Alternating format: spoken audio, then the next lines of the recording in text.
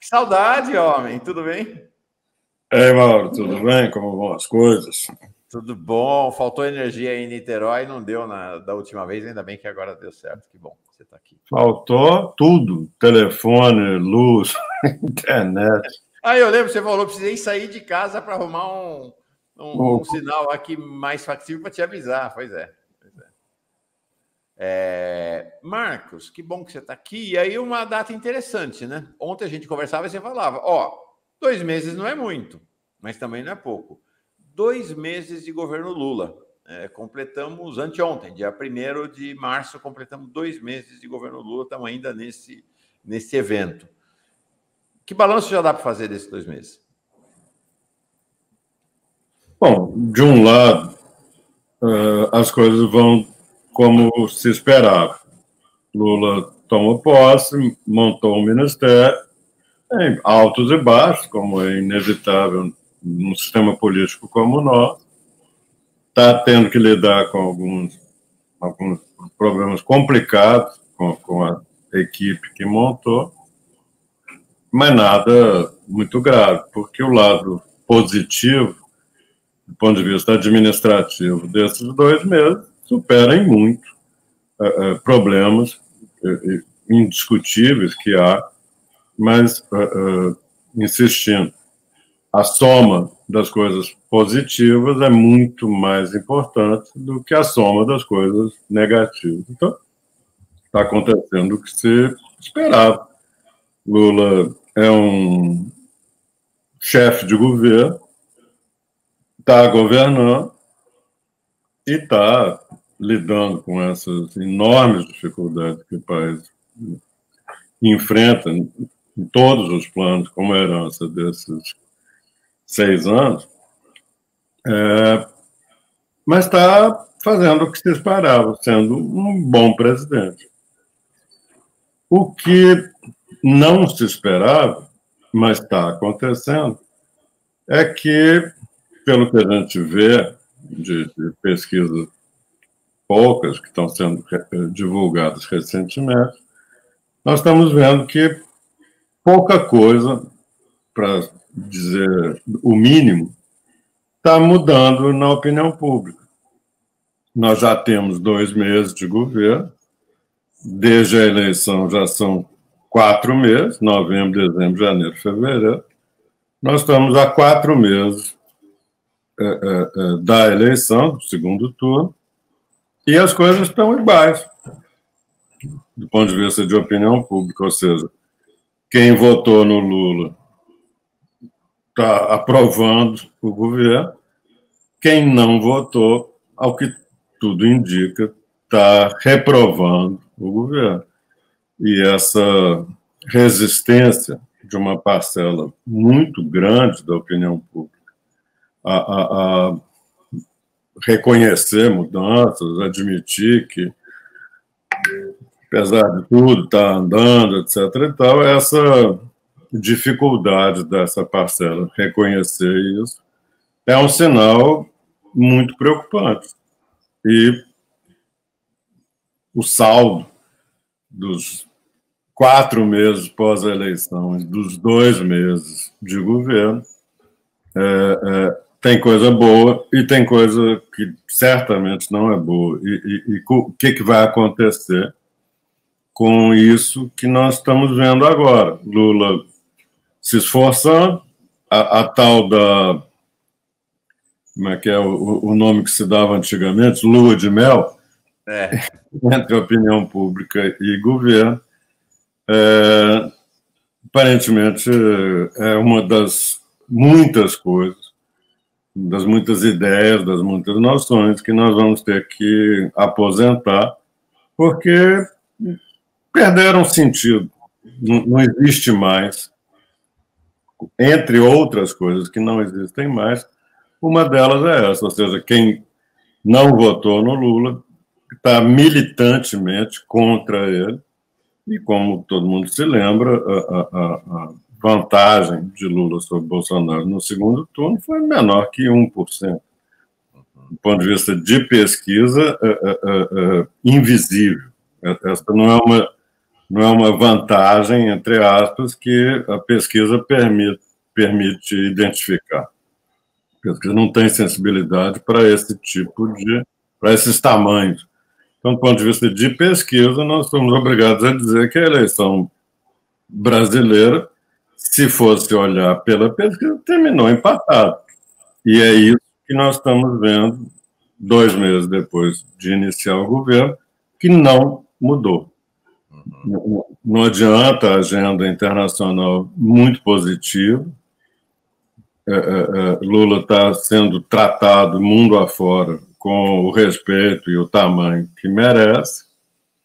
Está sendo tratado por uma parcela muito significativa da opinião pública que percebe o esforço, as mudanças que já estão acontecendo, mas temos esse problema grande. Uhum. Marcos, acho que tem 3 ideias muito inovadoras que você traz aqui, me deixaram surpreendido. A primeira delas é uma constatação, ou às vezes o óbvio surpreende, né? Sobre essa questão do Ministério Lula. Você trouxe uma questão que eu estava aqui pensando, sabe? São 37 ministros. Se você entrar numa sala de aula com 37 alunos, vai ter de tudo. Se você fizer uma roda de pesquisa com 37 pessoas, vai ter do fascista ao cara de extrema esquerda. Vai ter de tudo. Olha, se fosse um governo só de esquerda, já teria de tudo. Se fosse só PT, PSOL, PSB e tal, já teria de tudo. Agora, um governo de frente ampla vai querer o quê? Eu acho que é um pouco essa ideia de que uma amplitude ministerial tão grande, 37, com uma diversidade política tão grande, o que seria surpreendente era estar todo mundo alinhado com o Lula e marchando junto como se fosse uma tropa do Exército, se bem que isso não acontece nem no Exército, né? Juntou 37 do Exército, 5 já vão querer dar golpe, 3 vão querer arrumar um emprego, altos cargos, outros já vão querer vender as armas que tem lá no arsenal. Então, é isso, né? Nem se fosse tropa do Exército. Acho que essa é uma constatação interessante sua, né? Não tem homogeneidade, né? Não tem homogeneidade. Não tem neste terceiro governo Lula, e não houve sequer no primeiro, em que, em tese, você teria condições mais, sei lá, melhores para fazer um governo estritamente com a sua gente, com o seu povo.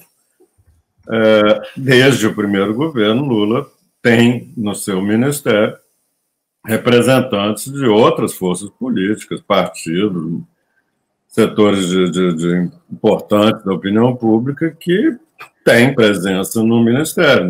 Num sistema político como o nosso, isso é normal. Não tem absolutamente nada de achar que é um sintoma de degenerescência de costumes políticos, não tem nada disso. E, aliás, eu diria que em sistemas multipartidários, países grandes, como é o caso do Brasil, a chance de que isso se repita mundo afora é muito grande.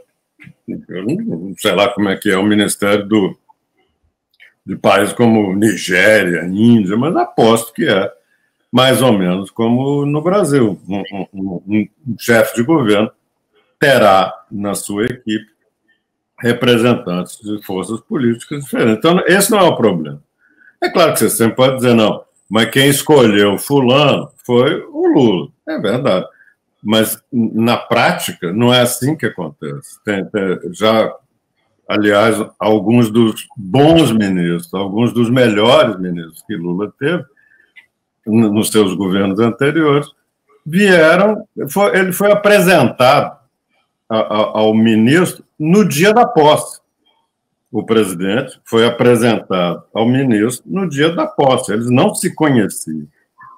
Isso Mas é. Então, isso... E foram pessoas que se revelaram extremamente competentes e leais ao governo e ao presidente. Então... Desculpa. Não, a Rosivânia está perguntando, em qual pesquisa o Lula está mal avaliado? Não foi isso que o Marcos Coimbra disse.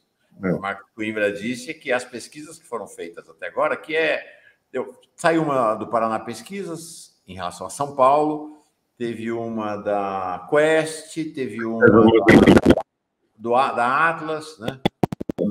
Saiu uma pesquisa do IPESP, anteontem, é mais recente, já agora, em março, portanto... Essas pesquisas mostram que quem votou no Lula aprova o governo, quem não votou no Lula está contra o governo. É basicamente isso que o Marcos comentou, Rosivânia. E aí é o seguinte, a segunda ideia que você trouxe, achei muito interessante, é esta de que alguns totens do Brasil foram derrubados. Né? Lembra que lá no passado, Marcos, a gente falava, o Brasil começa depois do Carnaval. Acabou, não tem essa, acabou. Não tem, né, essa coisa de Brasil começa depois do Carnaval, como não tem essa ideia da lua de mel. E acho que... né, o que é a lua de mel? No passado, considerava-se que todo governo que entrava tinha 3 meses de lua de mel da opinião pública, da imprensa, do país como um todo, para todo mundo esperar para ver o que o presidente vai fazer. Em tempos de polarização extrema, com a presença da extrema-direita agora nesse novo século, isso acabou, né? Não tem lua de mel, é guerra o tempo todo, né, Marcos? Porque essa ideia da lua de mel é que as pessoas, racionalmente, dariam um tempo para que o governo começasse. E todo mundo sabe das dificuldades de qualquer governo no início, tem a acomodação dessas pessoas diferentes que fazem parte da equipe ministerial, são centenas de cargos de comando na estrutura do governo federal, não são só os 30 e tantos ministros, são também as dezenas de chefes, diretores, presidentes, coordenadores de políticas e órgãos importantes para a vida das pessoas. Então, até que isso tudo esteja funcionando, as pessoas diziam, bom, eu vou esperar para ver. E daí a ideia de lua de mel, que era o período no qual as pessoas não iriam cobrar. Elas podiam até se perguntar se você está satisfeito que o Lula ganhou a eleição, a pessoa diria, não estou, mas eu ainda acho cedo para me pronunciar taxativamente a respeito de qualidade do governo, das políticas, etc. E tal. Mas isso é que dificilmente se confirma hoje. Nessa pesquisa mais recente, nessa do IPESP, 40% das pessoas dizem que Lula faz um governo ruim ou péssimo. Esse é que é o ponto. Desaprovam a atuação do governo. E entre aprovar e desaprovar, a diferença é de 3 pontos. Salvo engano, é 39-42. Ou seja, empatado. Como foi empatada a eleição. Uma das perguntas, e aí essa é a terceira questão, né? Exatamente essa da polarização que você traz.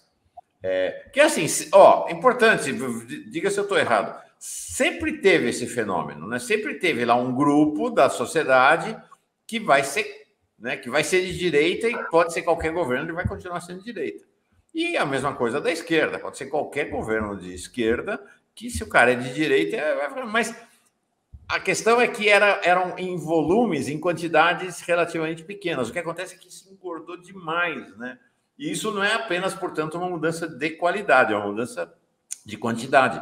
É uma mudança de qualidade no cenário, né? Então, uma das perguntas que mais me deixou impressionando, Marcos, é uma dessas pesquisas que pergunta: se a eleição fosse hoje, você repetiria seu voto?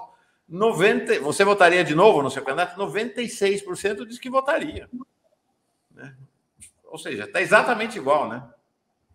Que é a tal da dificuldade de romper com sei lá, atitudes, comportamentos, opiniões, sei lá, ideias, ideologias nas pessoas. Na hora que você estava comentando a respeito de ex-presidentes, você lembra de Dilma. No final do primeiro ano do governo dela, ela ganhou a eleição em 2010, final de 2011, início de 2012, ela estava com uma avaliação positiva maior do que Lula tinha tido. Uhum. Ou seja, Dilma, naquela altura, tinha perto de 90% de aprovação. Quer dizer que ela estava fazendo um governo, sei lá, espetacularmente bom? Não sei. Quer dizer que as pessoas estavam vendo um governo começar, percebendo que estava tentando ir numa direção certa e dizendo assim, eu apoio. Isso quer dizer que votou? Não. Quer dizer que votaria? Não necessariamente, mas aprovava. E é isso que nós estamos vendo, nem no plano da intenção de voto remoto, nem no plano da avaliação, nós estamos vendo se repetir neste início de terceiro governo Lula. O que mostra um potencial de liderança do Bolsonaro muito forte, né? Ainda, apesar de tudo, né? Agora, pode ser que ele acabe ficando fora do jogo, né? Tudo caminha para que ele perca os direitos políticos. E aí a interrogação que se abre é quem vai levar? Quem vai ser a liderança da extrema-direita, né? Isso é impossível responder agora, mas, na minha opinião, olhando o que nós conseguimos enxergar da eleição do ano passado, e não era muito, vamos lembrar que o conjunto das pesquisas estava mostrando algo que não se confirmou nas urnas. Eu não estou me referindo a X ou Y% na última semana versus o que... Não, isso é bobagem. O que eu estou dizendo é que as pesquisas indicavam um cenário para a eleição muito diferente do cenário que efetivamente aconteceu. É claro que a ação política tem que ser considerada em qualquer avaliação do que aconteceu, mas o fato é que não aconteceu o que se imaginava. Mas se imaginava-se que Bolsonaro, pela sua mínima, vamos dizer assim, pelas suas qualidades inexistentes, muito provavelmente seria substituído por um nome melhor, vindo, sei lá de onde, de igreja, de exército, de empresariado, de submundo. Viria um outro nome capaz de representar melhor do que o senhor Jair Bolsonaro, que, convenhamos, é difícil querer um político pior do que Bolsonaro. Então, a pergunta não é se Bolsonaro, o que vai acontecer com ele, não sei. Mas o fato é que nós temos uma parcela muito grande que está olhando como se tivesse que escolher de novo, escolheria Bolsonaro. É isso que é o extraordinário, considerando quem é o cara. Agora, considerando o que ele está fazendo, o que ele fez nesses 4 meses, isso aqui é extraordinário. O sujeito não só foi um governante de última qualidade, como depois de perder a eleição, nesses mesmos 4 meses, ele foi uma porcaria de líder. Tá lá cortando cabelo e fazendo live na Flórida. E, no entanto, metade do país diz assim, pois eu votaria de novo nesse cara. Esse é que é o ponto. Isso eu não sei se é exatamente o conceito que nós temos que procurar, o que nós temos que entender, não sei se é polarização. É uma outra maneira de olhar a vida política do país. E eu acho que isso não é só no Brasil que acontece. Tem alguma coisa que esse conceito de polarização... A polarização não responde sozinha. Não, ela simplifica, ela diz assim, não, é assim porque o outro lado é assado. Isso é pobre, porque não tem a ver com algo que traduza o modo como essa metade do país pensa, escolhe, fica parecendo que é tudo porque é anti-PT, não é. Porque polarização seria isso. Eu sou a favor de Bolsonaro porque eu detesto PT. E eu sou a favor de Lula porque eu detesto Bolsonaro. Isso seria estrito senso, a polarização entre os dois nomes. Mas não é isso que nós estamos vendo. É um outro fenômeno. E se nós não entendermos esse outro fenômeno, nós vamos ficar achando que é apenas a coisa de comparar indivíduos. Não é. É outra coisa que nós estamos presenciando e não sabemos ainda entender. Quero ainda falar mais um assunto contigo. Antes, registrar aqui o Giovanni Moreira, chega como novo membro, são 17 novos membros e membras hoje, muito fundamental, realmente, para a sustentabilidade, para a sustentação da Fórum. E registrar a Marisa, que mora na Alemanha. Assisto diariamente a 2 telejornais da Alemanha e vejo a Telesur. Nunca Lula é citado com relação à Ucrânia. Só aqui se fala isso. Ele não é importante. Marisa, é o seguinte... Também não se falava de Lula na crise entre Estados Unidos e Irã. E aí ele foi para o centro do caso, né? Ele foi a figura que montou uma equação capaz de pacificar as relações entre os Estados Unidos e o Irã. Depois a coisa não foi adiante. Então a presença de Lula no bastidor, nesse momento, é muito maior do que, evidentemente, na opinião pública. Mas se ele se torna um protagonista importante, pode ter certeza que isto se tornará objeto de manchetes em todo o país. Porque, do ponto de vista da chamada superestrutura dos governantes, dos órgãos, das instituições internacionais, Lula já é parte do jogo. Marcos, uma questão que eu queria te colocar para a gente encerrar essa conversa hoje é a seguinte: nunca vi um governo tão ativo. É impressionante a quantidade de coisas que aconteceu nesses primeiros 60 dias. É a reativação do Minha Casa Minha Vida, é agora o Bolsa Família. Na verdade, o governo começou antes, né? Começou já antes da posse com a PEC, né? É a reativação do Conceia, são as obras nos estados, Lula inaugurando casa para tudo quanto é lado. Realmente é um nível de atividade que eu, de fato, raramente vi. O Lula está impondo, eu estou aqui em Brasília agora, tenho visto, ele está impondo um ritmo frenético ao seu governo, sobretudo nas medidas voltadas aos mais pobres. Então, me parece... E tudo isso com uma tentativa de golpe de Estado no meio do caminho, né, dia 8 de janeiro.